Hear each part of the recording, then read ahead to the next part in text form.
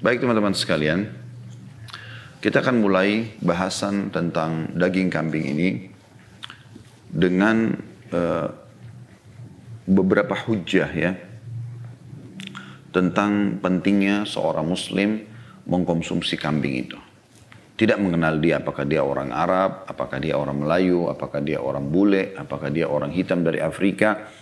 Intinya dia muslim, anjuran untuk mengkonsumsi ini sangat jelas. Yang pertama teman-teman sekalian adalah bagaimana kita tahu bersama-sama awal kisah perintah berkurban, dalam arti kata di sini yang akhirnya menjadi syariat yang setiap tahun kita lakukan ya. Sebelumnya tentu sudah ada proses sembelihan atas nama Allah dari zaman Nabi Adam alaihissalam, tetapi awal disyariatkan menjadi sebuah perintah yang harus dilakukan ya, artinya lebih ditekankan setiap tahunnya, yaitu pada saat Ibrahim alaihissalam akan menyembelih anaknya Ismail alaihissalam. Dan pada saat itu ujian yang sangat berat buat beliau, Nabi Ibrahim dan Ismail alaihissalam. Bagaimana Ibrahim setelah sekian tahun tidak ketemu sama anaknya, kemudian pada saat ketemu Allah SWT uji keimanannya dengan harus menyembelih anaknya. Namun keduanya pasrah dan terima perintah Allah Subhanahu Wa Taala, menerima perintah Allah Subhanahu Wa Taala ini dengan sangat lapang dada. Akhirnya Allah Subhanahu Wa Taala mengganti Ismail dengan domba. Ya. Pertanyaan di sini, kenapa Allah mengganti dengan domba? Domba sama kambing sejenis, ya, mirip sama sapi dengan kerbau misalnya. Saya akan coba bacakan dulu firman Allah Subhanahu Wa Taala. Teman-teman bisa buka juga di rumah tentunya di dalam surah As-Saffat. Ya. Surah As-Saffat, surah nomor 37 ayat 100 sampai 111. Saya akan bacakan. A'udzu billahi minasyaitonir rajim. Ibrahim berdoa kepada Allah, Rabbi habli minas salihin. Ya Allah, anugerahkanlah untukku seorang anak yang saleh. Ya. Jadi pada saat itu Ibrahim AS belum punya anak. Belum mohon kepada Allah SWT agar diberikan anak. Wabasyarnahu bigulamin halim. Maka kami ijabah itu dan kami berikan dia kabar gembira dengan seorang anak yang amat sabar. Halim juga bisa berarti dewasa, bijaksana. Ini sifat Ismail alaihissalam sebelum lahir. Ya. Kemudian itu 101-nya, 102-nya. Falamma balagha ma'ahu as-sa'ya qala ya bunayya inni ara fil manami anni adhbahuka fanzur madza tara. Qala ya abati if'al ma tu'mar satajiduni insyaallah minas sabirin. Maka tatkala anak itu maksudnya Ismail sampai pada umur yang sudah dewasa, berusaha dan dia bersama-sama dengan Ibrahim, maksudnya tinggal bersama ayahnya, Ibrahim berkata, hai anakku, sungguhnya aku melihat dalam mimpi bahwa aku menyembelihmu, maka fikirkanlah apa pendapatmu. Maka ia pun menjawab, ayahku, lakukanlah apa yang diperintahkan kepadamu. Sesungguhnya engkau akan menemui aku termasuk orang-orang yang sabar. Lalu kemudian Allah melanjutkan firman-Nya itu tadi ya, ayat 102, 103-nya. Jadi 101 tadi Rabbi habli minas salihin, ya Allah berikanlah aku anak yang saleh.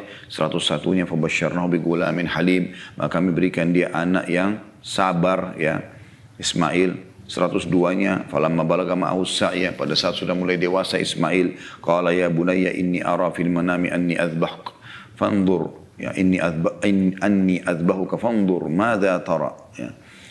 Maka pada saat sudah dewasa Ismail, Ibrahim mengatakan, wahai anakku, aku mimpi melihat aku sedang menyembelihmu atau aku menyembelihmu, maka bagaimana pendapatmu? Qala ya abati if'al ma tu'mar satajiduni insyaallah minas sabirin. Maka dia mengatakan, wahai ayahku, lakukan apa yang diperintahkan kepadamu, karena engkau akan menemukan aku termasuk orang-orang yang sabar. 103-nya, falamma aslama wa tallahu lil jabin, pada saat keduanya sudah pasrah menerima perintah Allah itu dan sudah ya diletakkan ya, pada saat itu Ismail di tempat di atas batu dan pedang sudah diarahkan ke lehernya. Wanadaina itu 103, 104-nya wanadainahu ayya Ibrahim. Pada saat itulah kami seru dia, wahai Ibrahim. 105-nya qad saddaqtar ru'ya inna kadzalika najzil muhsinin. Kau telah membenarkan mimpi yang kami lihatkan, sesungguhnya ya begitulah kami membalas orang-orang yang berbuat baik. 106-nya inna hadza lahuwal bala'ul mubin. Sesungguhnya ini sebuah cobaan yang berat. Ya. 107-nya wafadainahu bidhibhin azim. Dan pada saat itu kami gantikan dia dengan sembelihan yang besar. Jadi maksudnya di sini adalah domba. Ya. 108-nya watarakna alaihi fil akhirin, dan kami jadikan itu sebagai pelajaran bagi orang yang datang setelahnya. 109-nya salamun ala Ibrahim, keselamatan bagi Ibrahim karena dia sudah mengikuti perintah Tuhannya. Yaitu 110-nya kadzalika najzil muhsinin, begitulah kami membalas orang-orang yang baik. 111-nya innahu min ibadinal mu'minin, sungguhnya dia termasuk hamba-hamba kami yang beriman. Di sini saya bilang tadi pertanyaan teman-teman, kenapa Allah gantikan dengan domba ataupun jenis kambing ya? Kenapa bukan unta, kenapa bukan sapi? Pasti ada hikmah. Dan ini ternyata subhanallah berurut langsung karena ini berhubungan sekali dengan masalah kurban ya. Maka Nabi SAW pun mempraktikkan itu. Nabi SAW pun mempraktikkan itu. Jadi beliau langsung menyembelih domba. Di dalam sebuah riwayat Bukhari, 2 ekor domba bertanduk. Ada riwayat yang lain atau asal lain menyebutkan Nabi SAW pernah menyiapkan dan akan menyembelih sekitar 65 ekor. Yang beliau sembelih sendiri sekian belas ekor. Kemudian dilanjutkan oleh Ali bin Abi Thalib radhiyallahu anhu penyembelihannya. Seperti itulah. Itu yang pertama. Jadi hujjah yang sangat jelas kenapa setiap muslim memakan domba gitu kan. Atau kambing. Yang kedua teman-teman sekalian, masalah kasus akikah. Bagaimana akikah dalam Islam diwajibkan bagi orang tua yang mampu. Kalau keluar anak laki-laki, 2 ekor domba atau kambing. Kalau keluar anak perempuan, maka 1 ekor. Dan ini tidak boleh diganti dengan hewan yang lain. Di antara riwayat yang sahih, riwayat Abu Dawud menjelaskan masalah itu. Hadits Ibnu Abbas radhiyallahu anhu, beliau berkata bahwasanya Rasulullah SAW aqqa anil Hasani wal Husaini kabshan. Bahwasanya Rasulullah SAW pernah mengakikahkan Hasan dan Husain masing-masing 1 ekor domba jantan. Ya.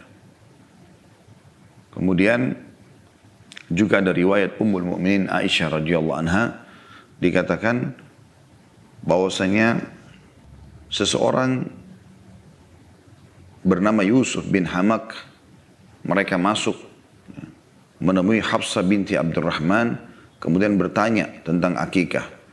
Maka Hafsah pun menjawab bahwasanya Aisyah memberitahukan kepada mereka atau kepada Hafsah, bahwasanya Rasulullah SAW memerintahkan agar setiap anak laki-laki disembelikan syatani mukafiatani wa anil jariyati syat.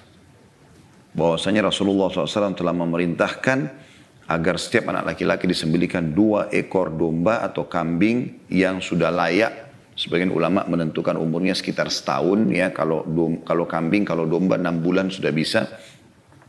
Dan untuk anak perempuan 1 ekor. Ya, untuk anak perempuan 1 ekor. Sementara di dalam riwayat yang lain juga dihasankan oleh para ulama, pernah keponakan Aisyah sendiri, anaknya Abdurrahman bin Abi Bakar radhiyallahu anhu majma'in, itu lahir karena gembiranya mereka, anak laki-laki kebetulan yang lahir, maka inisiatif dari keluarganya untuk menyembelihkan unta karena mereka merasa dirinya mampu gitu kan. Maka disembelihlah unta gitu kan. Pada saat mereka sembelih unta, Aisyah pun datang ke rumah mereka pada saat itu sebagai tantenya bayi ini. Kemudian pada saat mengetahui, dia mengatakan, keliru yang kalian lakukan. Sesungguhnya sunnah dari Nabi SAW adalah menyembelih domba ataupun kambing. Jadi Aisyah meluruskan tentang penggantian domba menjadi unta ya. Dan ini sudah sangat jelas bagaimana memang harus diarahkan kepada domba ataupun kambing, dan ini dilakukan di hari ke-7 dari hari lahirnya. Sebagaimana disebutkan dalam riwayat-riwayat yang sahih, riwayat Abu Dawud, An-Nasai, Ibnu Majah, Ahmad ya. Dari hadis Samurah bin Jundub radhiyallahu anhu bahwasanya Rasulullah SAW bersabda, kullu gulamin rahinatun bi akikatihi tudbahu anhu yawma sabihi wa yuhlaqu wa yusamma. Sesungguhnya kata Nabi SAW, setiap anak tergadaikan dengan akikahnya, disembelihkan untuknya pada hari ke-7 dan digundur rambutnya dan diberi nama. Ya. Begitu juga dalam hadis yang lain riwayat Bukhari dari Salman bin Amir Ad-Dabbi radhiyallahu anhu, beliau berkata, Rasulullah SAW telah bersabda, ma'al gulami aqiqatuhu fa ahriku anhu daman wa amitu anhu al-adha. Setiap anak laki-laki yang baru lahir harus diakikah. Ya. Maka sembelilah akikah untuknya dan hilangkan gangguan darinya. Nah, di sini maksudnya adalah dengan akikah tentunya dengan menumpahkan darah untuknya. Gitu ya. Jadi hujjah atau dalil yang kedua tentang kenapa setiap muslim harus makan akikah atau makan kambing. Kita jelaskan dulu lebih jauh. Teman-teman kalau tahu di setahun sekali ya kita di Idul Adha kita disunnahkan menyembelih terutama bagi yang mampu ya. Begitu juga dengan bagi jemaah haji. Berapa juta pun jumlah mereka dianjurkan mereka menyembelih. Kalau dalam kurban masih ada opsi pilihan. Masih bisa sapi, masih bisa unta. Tapi tetap lebih afdal domba karena tadi Nabi Ismail tidak jadi disembelih dan digantikan oleh Allah SWT dengan domba. Begitu juga Nabi SAW sendiri mencontohkan, mempraktikkan dengan menyembelih ya domba. Kan gitu, dengan menyembelih domba. Dan kita dianjurkan memakan bagian atau sebagian daripada hewan kurban itu. Bahkan kita tahu sama-sama hukumnya teman-teman disepakati oleh jumhur ulama. Kalau Idul Adha dan Idul Fitri tidak boleh berpuasa. Saatnya makan memang pada saat itu. Tapi di Idul Adha memang namanya Idul Adha. Adha adalah kurban gitu kan. Memang kita berkurban pada saat itu untuk Allah Subhanahu Wa Taala. Dan karena meriahnya hari itu sampai ada 3 hari setelahnya Allah SWT ikutkan namanya hari tasyrik. Idul Adha terjadi tanggal 10 Zulhijjah. Tanggal 3 hari setelahnya adalah hari tasyrik 11, 12, 13 dari bulan Zulhijjah. Dari bulan Zulhijjah. Nah ini sangat dianjurkan. Pada saat itu tidak berpuasa juga. Bahkan ulama lebih cenderung melarang puasa pada saat itu. Ya. Dan Nabi SAW mengatakan hari ini adalah hari makan. Kita disuruh makan hewan kurban kita. Dan hewan kurban paling afdal adalah domba. Tidak mengenal dia orang Arab atau bukan orang Arab. Yang penting dia Muslim. Berarti kan ada perintah wahyu di sini tentang masalah memakan daging kambing ataupun domba itu. Begitu juga tentu sapi dan unta ya. Tetapi kita bicara sekarang karena hari ini bahasan kita masalah domba ataupun kambing. Maka itu yang kita fokus karena ini juga yang paling afdal. Kemudian dalam masalah akikah juga begitu. Dalam sebuah riwayat disebutkan kalau Nabi SAW menyuruh Ali bin Abi Thalib membagikan daging domba yang sudah disembelih buat Hasan dan Husain. Dan beliau pun ya menyuruh Fatimah dan Ali untuk mengkonsumsi sebagiannya. Kan begitu. Jadi ini dalil yang kedua tentang masalah setelah sembelih adalah setelah kurban adalah akikah. Yang ketiga teman-teman sekalian dalil tentang kenapa anda harus konsumsi daging kambing, yaitu dia makanan kesukaan Nabi SAW. Jadi kalau anda cinta kepada Nabi SAW, makanlah makanan kesukaannya. Dan sebagaimana sudah kita jelaskan pada pertemuan-pertemuan kita sebelumnya, ulama menyimpulkan Nabi SAW tidak mungkin menyukai sesuatu kecuali memang itu panduan wahyu. Karena tetap kembali kepada umumnya firman Allah Subhanahu wa taala, a'udzubillahi minasyaitonir rajim, wa ma yantiqu 'anil hawa in huwa illa wahyun yuha. Dia tidak pernah berbicara sesuai dengan hawa nafsu, tapi dia bicara sesuai dengan panduan wahyu, gitu kan. Termasuk makanan beliau, minuman beliau dan segala macam berhubungan dengan beliau. Ya, pergaulannya, pekerjaannya, interaksinya segala macam, ya. Disebutkan dalam sebuah riwayat Bukhari Muslim, Abu Hurairah menceritakan radhiyallahu anhu, "Kunna ma'an Nabi sallallahu alaihi wasallam fi da'wah." Farufi'a ilaihi dhira' wa kanat tu'jibu fanahasa minha nahsa. Artinya Abu Hurairah berkata kami pernah bersama Nabi SAW dalam sebuah undangan, kemudian dibawakan kepada beliau paha kambing dan beliau menyukainya atau sangat menyukainya, kemudian beliau menggigitnya satu gigitan. Ya. An-Nawawi menyebutkan dalam syarah Sahih Muslim menukil perkataan Qadhi Al-Iyad rahimahumullah. Qala al-Qadhi Iyad rahimahullah ta'ala mahabbatuhu sallallahu alaihi wasallam lidhira'i linadjiha wa sur'ati istimra'iha ma'a ziyadati ladzatiha wa halawati madhakaha atau madhakaha wa ba'daha wa bu'daha an mawadhi'il adha. Al-Qadhi Iyad rahimahullah berkata, Nabi SAW menyukai paha kambing karena mudah dimasak dan juga mudah dicerna. Di samping lebih lezat dan lebih steril dari resiko penyakit. Nah, ini contoh-contoh tentu kita sudah perlihatkan. Ada paha kambing ya di sini yang masih mentah dengan tujuan memberikan contoh. Tentu teman-teman sudah tidak asing lagi dengan ini ya. Hanya karena ini materi jadi kita menyiapkan contohnya saja. Dan di sini ada dua macam, ada paha kambing dan ada juga bagian punggung ya. Seperti orang biasa bilang daging khasnya. Ya, ini juga termasuk kesukaan Nabi SAW, dua potongan ini ya. Tetapi umumnya semua kambing masuk dalam makanan kesukaan Nabi alaihi salatu wassalam. An-Nawawi juga meriwayatkan dari Aisyah radhiyallahu anha, "Maka dzira wa habban lahm ila Rasulillah SAW, walakin kana la yajidu al-lahma illa gibba. Fakana yu'ajjilu ilaihi li'annahu a'jaluha nudjan." Ya. Tidaklah paha kambing disukai Rasulullah SAW selain karena beliau jarang mendapatkan daging.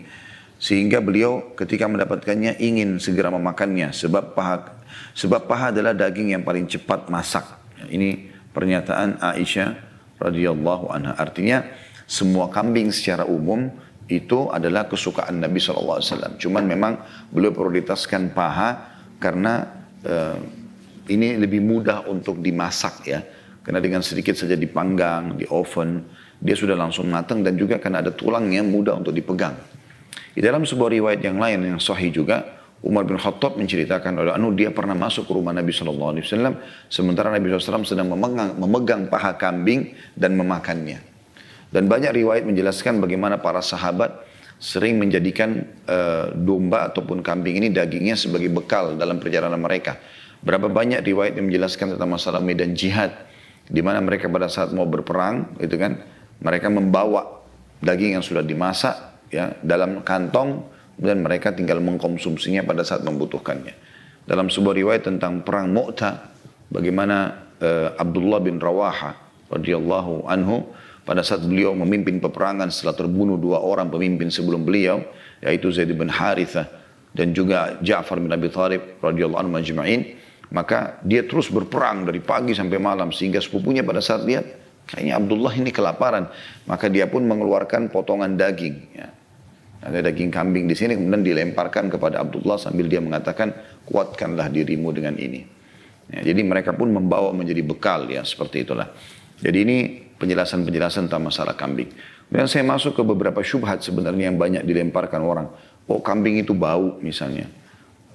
Daging kambing itu kolesterolnya tinggi dan seterusnya. Teman-teman sekalian, bau itu bukan karena kambingnya, daging kambingnya bau. Bukan karena daging kambing bau, tetapi memang karena prosesinya, proses. Jadi agar daging kambing itu bagus dan berkualitas teman-teman sekalian, ada hal-hal yang harus Anda perhatikan. Yang paling pertama adalah menyembelih dengan cara syar'i. Dan ini ada beberapa syarat yang Nabi SAW sebutkan. Ya, Nabi SAW suruh ya, menenangkan hewan itu dan menggunakan pisau yang tajam. Beliau mengatakan, ya, tajamkanlah pisau kalian ya, dan tenangkanlah sembelihan kalian. Nah, dalam sebuah riwayat Bukhari. Jadi pisaunya tajam sehingga tidak menyiksa hewan pada saat disembelih. Dan juga tenangkan dalam arti kata jangan sampai diseret-seret segala macam. Karena pernah ada seorang sahabat dilewati oleh Nabi SAW. Dia menidurkan kambing atau domba yang dia mau sembelih, kemudian diinjak perutnya sama dia, gitu kan. Lalu dia mengasah pisau sambil kambing itu atau domba itu melihatnya. Maka Nabi SAW mengatakan, apakah kau akan membunuhnya 2 kali?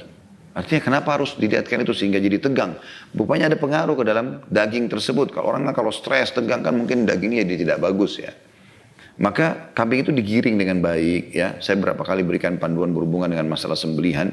Insya Allah di YouTube sudah beberapa kali saya ulangi itu, tapi saya ingatkan kembali bagi teman-teman insya Allah nanti kalau mau menyembeli tiba Idul Adha ataupun Anda mau sembeli buat anak Anda lagi akikah mau sembeli sendiri.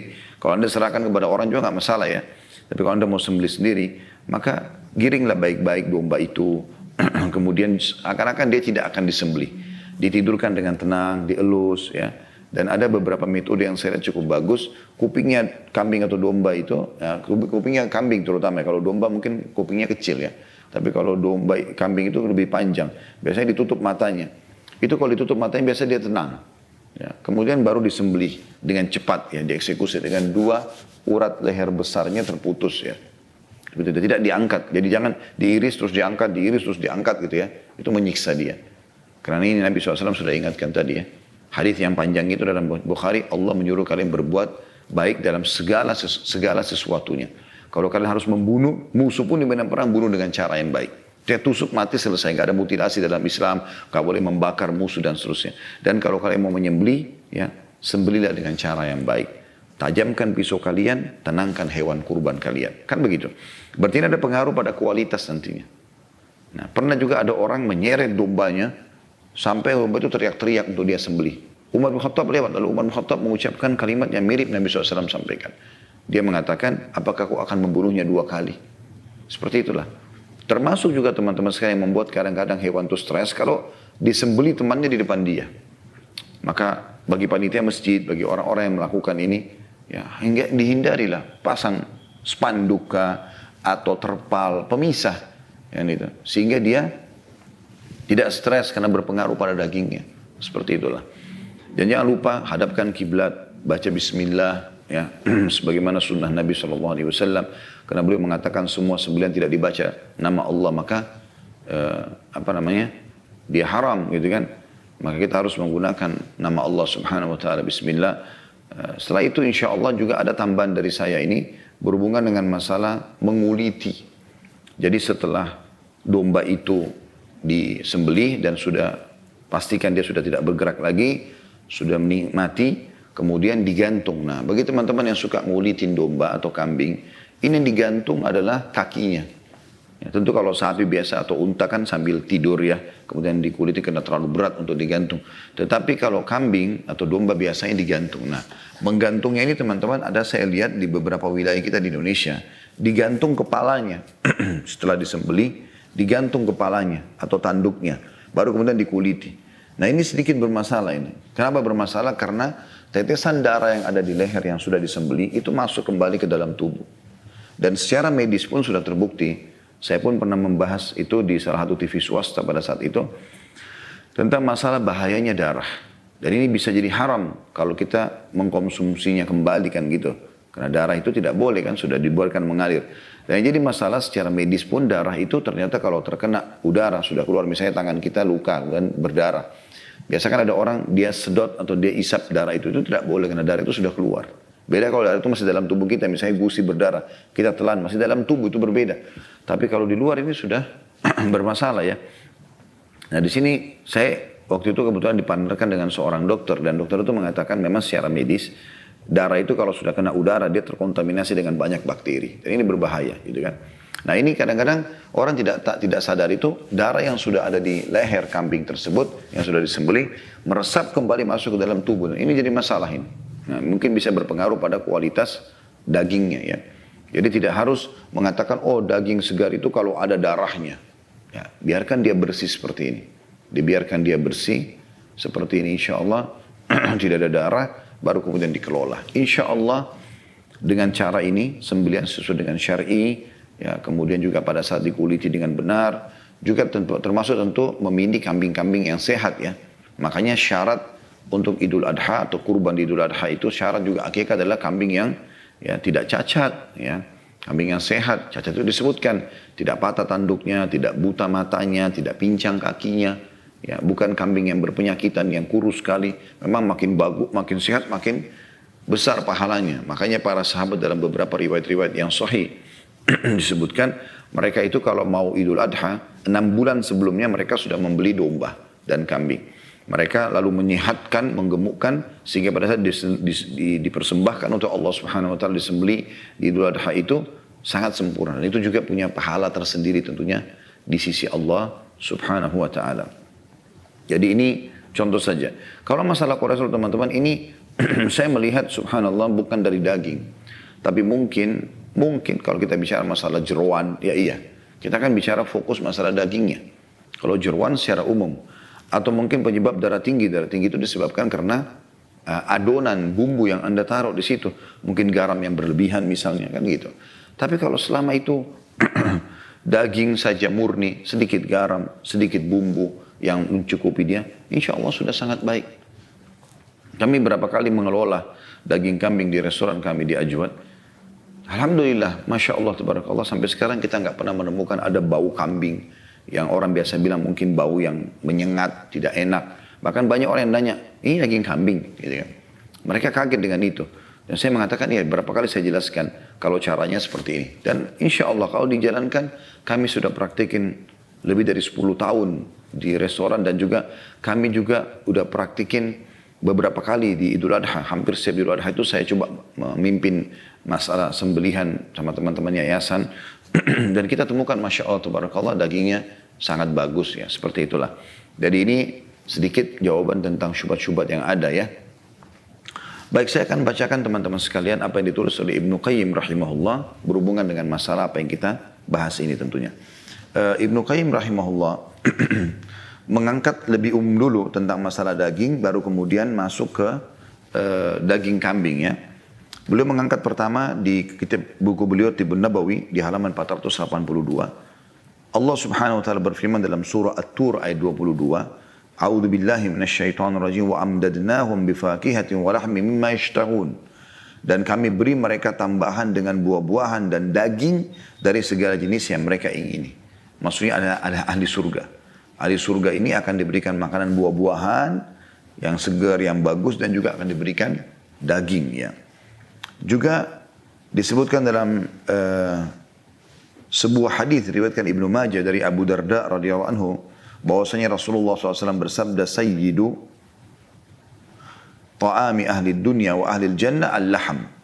Rajanya makanan penduduk dunia dan penduduk surga adalah daging. Ya.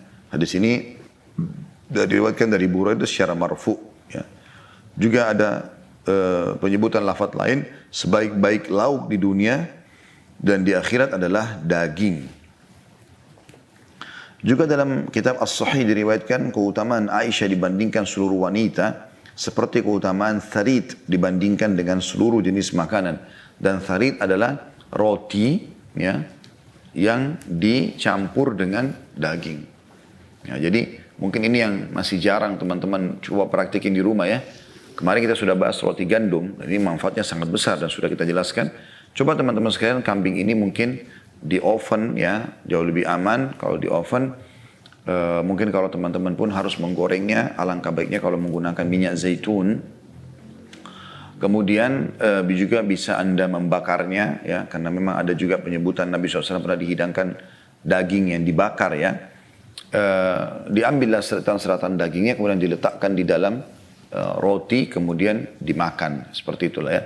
Juga sangat bagus kalau Anda bisa kombinasikan daging kambing dengan madu misalnya ya. Itu sudah berapa kali kami coba dan Masya Allah sangat bagus, lezat juga ya rasanya.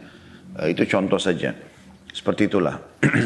Dan tharid, kata Ibnu Qayyim rahimahullah, adalah roti gandum yang dicampur dengan daging. Dan ini makanan kesukaan Nabi SAW. Beliau sangat gemar roti gandum, lalu ditaruh kambing yang berkuah ya. Ya, seperti kari atau yang sejenisnya atau sup dan seterusnya. Juga beliau mengangkat perkataan Az-Zuhri, seorang tabi'in masyhur, mengatakan memakan daging dapat menambah stamina menjadi 70 kali lipat. Muhammad bin Wasi' menandaskan daging dapat meningkatkan daya lihat.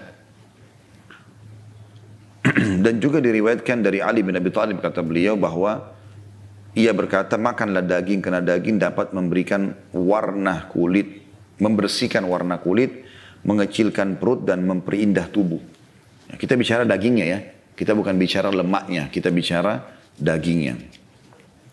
Nafi' berkata, apabila datang Ramadan, Ibnu Umar radhiyallahu anhu tidak pernah meninggalkan daging.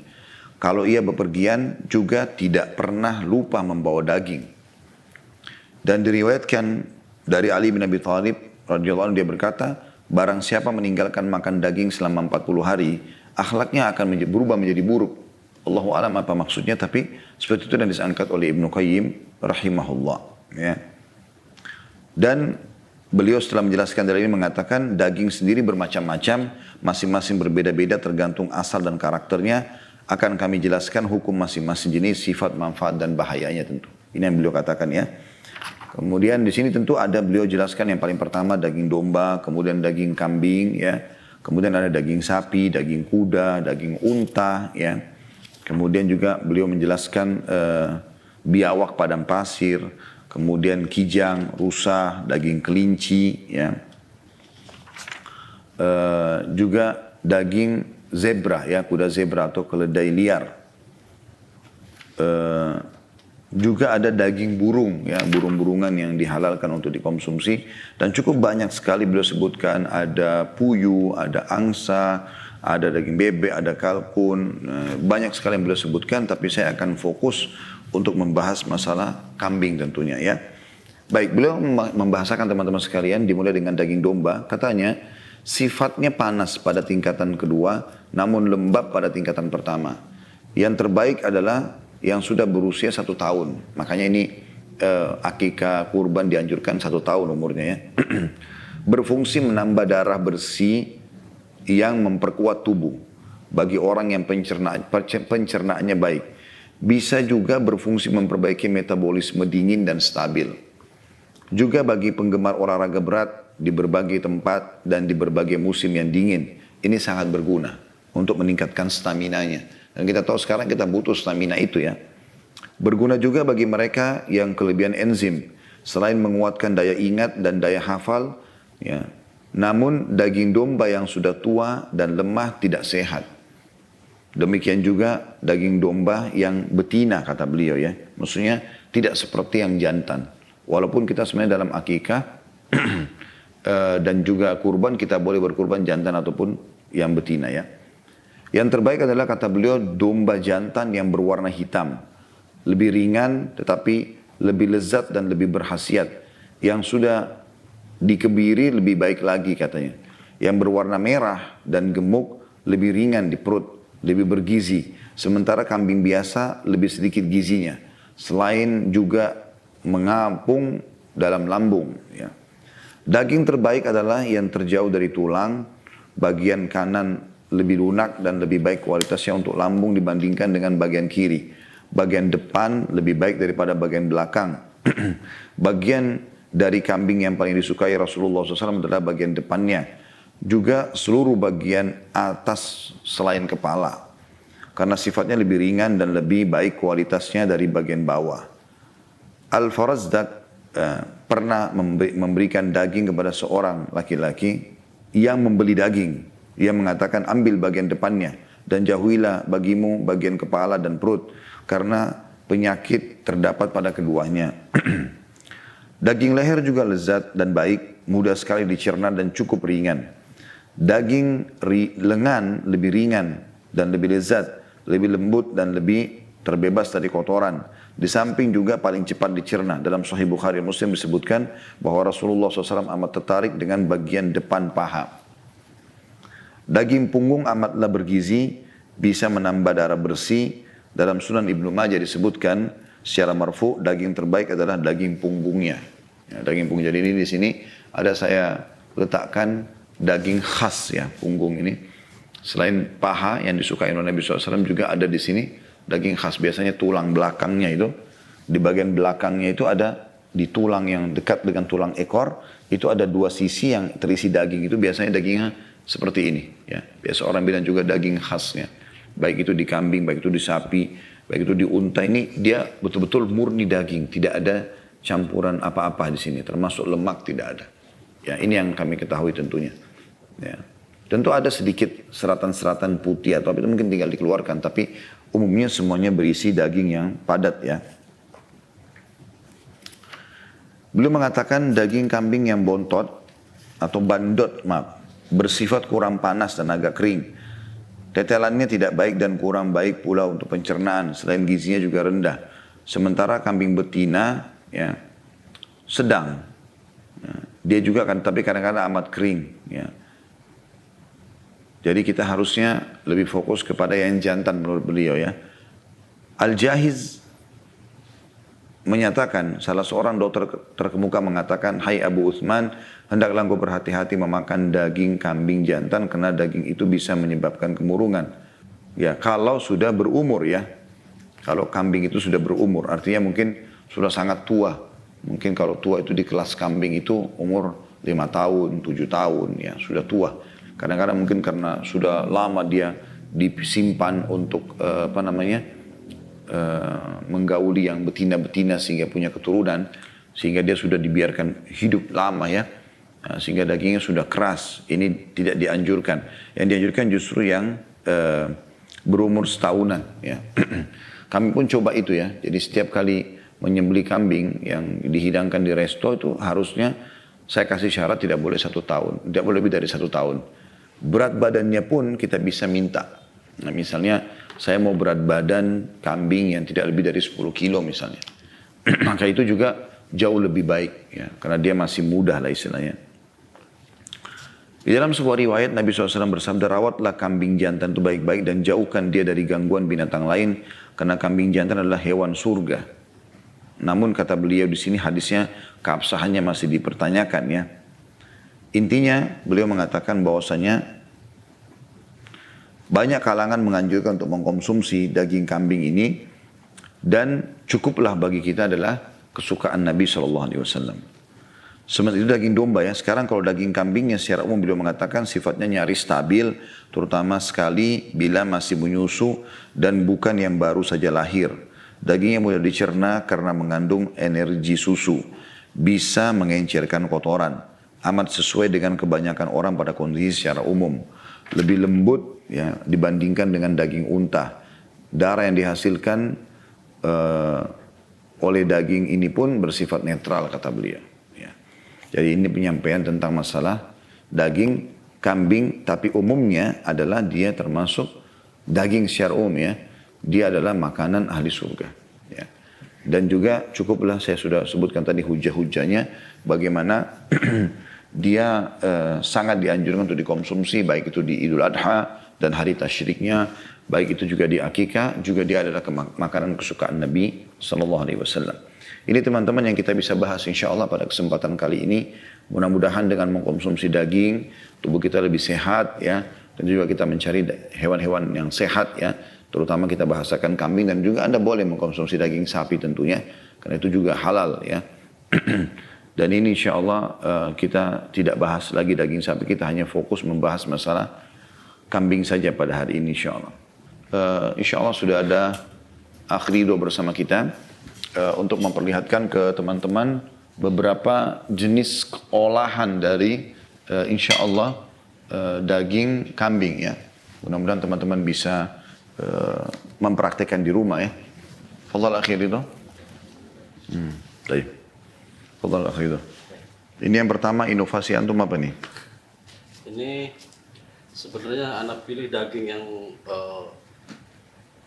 paling bagus. Potongan daging yang paling bagus, tanpa lemak dia ya. Nah, Daging semua taib. itu anak kolaborasikan sama madu tadi. Oh, jadi di sini teman-teman sekalian ada madunya ya. Jadi daging murni sama kentang goreng dengan madu ya.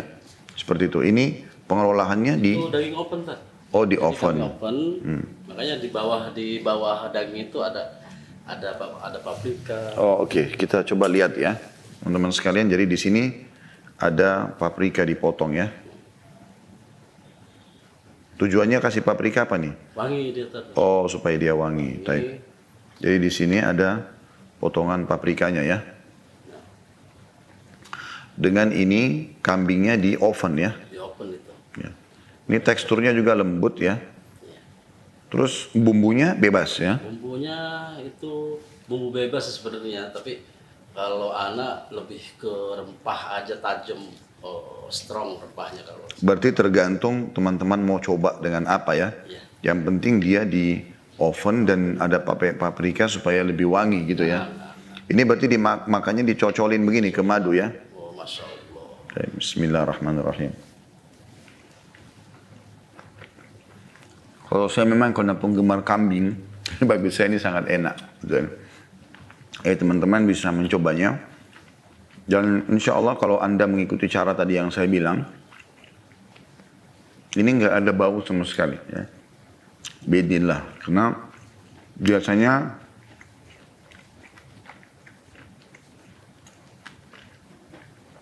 daging yang bau itu, karena tadi prosesnya. Proses yang kurang bersih dalam mengelola daging sehingga ini jadi seperti ini. Ya. Dan ini mungkin juga insya Allah dengan kombinasi kentang, sebagaimana sudah tidak asing lagi orang biasa makan beef stick dengan ini ya. Baik, ini yang kedua apa akhir dok? Ini surba, sup kalau itu. Oh iya. Jadi ini isinya ada, ada daging kambingnya. Kalau menurut anak sih sup, sup itu di Indonesia udah, masya Allah, udah pasti Umum ya? umum lah. Cuma kan biasanya kesannya sup itu selalu minyaknya banyak. Ya, nah itu kalau saya perhatikan di Indonesia tuh dia bikin sup tuh airnya dibuang, setelah rebusan airnya, padahal itu masya Allah itu air Air rebusan kambingnya. kambingnya itu masya Allah kalau kita konsumsi. Jadi ini yang antum pakai air rebusannya. Nah ini penting teman-teman sekalian ya. Jadi jangan sampai setelah direbus, kemudian kita taruh di air baru. Ya, sebenarnya di air rebusannya kambing itu sudah kaldu dia. Gitu ya. Baik. Ini berarti air kambingnya ya. Iya. Terus yang warna kuning ini, no? Itu bumbu rempah kan.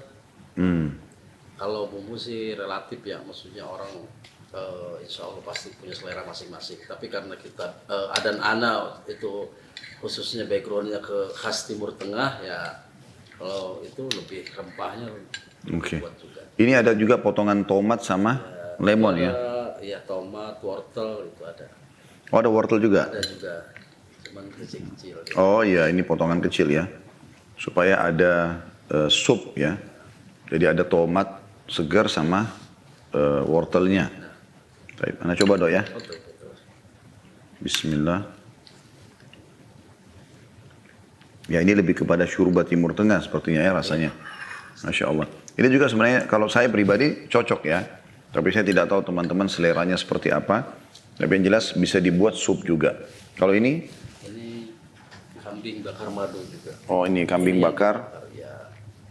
Ini yang dibakar teman-teman sekalian dan dibuat diolesi madu ya. Iya. Oke. Jadi ini juga di plate seperti ini. Ya, dagingnya juga teksturnya insya Allah lembut ya. Masya Allah. Ini untuk membuat dagingnya lembut seperti apa dok? Sebenarnya kalau daging lembut kita usaha pertamanya kita harus memilih kambing ya tentunya sehat ya. Sehat dan terus umur kambing itu sebenarnya mempengaruhi juga. Nah, oke. Tadi sudah kita jelaskan itu dok. Jadi memang umur itu sangat disebutkan ya. Iya. Jadi kalau dia terlalu tua juga bisa berpengaruh pada kerasnya. Ya. Dan juga kalau masih menyusui kurang bagus. Ya, jadi ini bisa dilihat teman-teman sekalian tekstur dagingnya bisa ditarik-tarik ya. Bisa dikeluarkan karena biasanya juga ada kesan Ridho daging kambing itu keras. Iya. Nah ini bagaimana caranya antum? Oke, selain daging kambing yang bagus supaya dia bisa lembut, diapakan ini? Ya proses masaknya itu kalau harus lebih lama. Ya orang sekarang kalau masak kita harus dites dong mateng apa belumnya, tapi selembut-lembut mungkin. Jadi ini karena berarti tergantung lamanya dia masak. Oke. Kita harus memperhatikan itu juga. Oke, jadi makin lama makin bagus ya sehingga dia lembut. Ada bahan tertentu mungkin ditaruh garam atau apa? Atau mungkin dibiarkan dulu supaya dia lembut? Atau cukup dengan daging yang bagus dan direbus cukup lama? Iya. Oke. Ditambah waktu. Oke, terus di sini di sekitarnya dikasih bumbu-bumbu juga ya? Bumbu ya. Ini di oven ya, dengan madu. Bismillah. Ya. Sekali lagi teman-teman sekalian, alhamdulillah sudah ada inovasi dari Akh Ridho. Dan saya pribadi karena penggemar kambing, semua ini cocok bagi saya ya. Tapi mudah-mudahan teman-teman nanti bisa inovasi sendiri di rumah. Seperti apa namanya mengelolanya ya. Ya mungkin kalau Anda tidak terlalu suka bumbu yang tajam, Anda bisa lebih ringankan. Tapi insya Allah saya menjamin kalau Anda ikuti tadi tata cara yang sudah kami sampaikan, biidznillah dengan izin Allah, tidak akan ada bau di kambing yang selama ini memang membuat orang traumatis untuk itu ya. Jazakallah khair dok. Terima kasih.